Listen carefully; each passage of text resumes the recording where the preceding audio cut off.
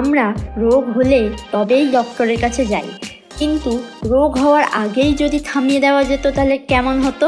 জেনে রাখুন, এটাই একজন ডায়েটিশিয়ানের আসল কাজ।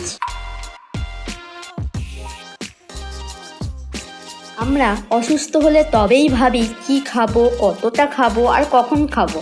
এই সব সিদ্ধান্তগুলো যদি আগেই নেওয়া হতো তাহলে হয়তো আজ high blood pressure, diabetes, obesity এরকম কোনো রোগই আসতো না।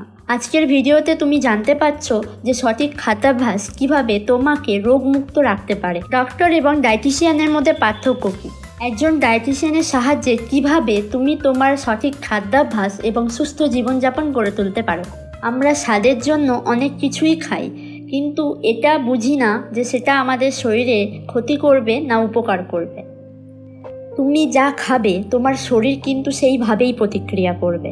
মনে করো তুমি প্রতিদিন বাইরে তেলে ভাজা খাবার, খুব মিষ্টি খাবার আর প্যাকেটজাত খাবার খাচ্ছ, তাহলে তোমার শরীরে অ্যাসিডিটি, জ্বলন, ওজন বৃদ্ধি পাওয়া আর তার সাথে অনেক রকম সাইড এফেক্ট দেখা দেবে।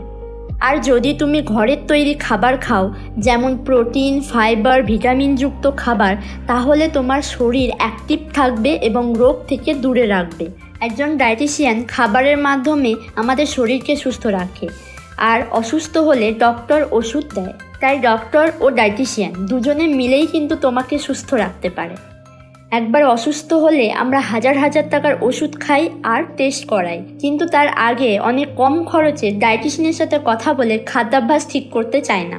তাই আজ থেকে নিজের খাদ্যাভ্যাস ঠিক করুন আর সুস্থ থাকুন, তবে তুমি তোমার শরীরকে সুস্থ রাখতে পারবে। তুমি তোমার লাইফস্টাইল আর শারীরিক সমস্যা অনুযায়ী যদি ডায়েট প্ল্যান চাও, তাহলে নিচে দেওয়া হোয়াটসঅ্যাপ নম্বরে মেসেজ করো। ভিডিওটি ভালো লাগলে পরিবারের সবার সাথে শেয়ার করো আর ভিডিওটি লাইক করো। আরও এমন ভিডিও পেতে সাবস্ক্রাইব টু সাহস ডায়েট।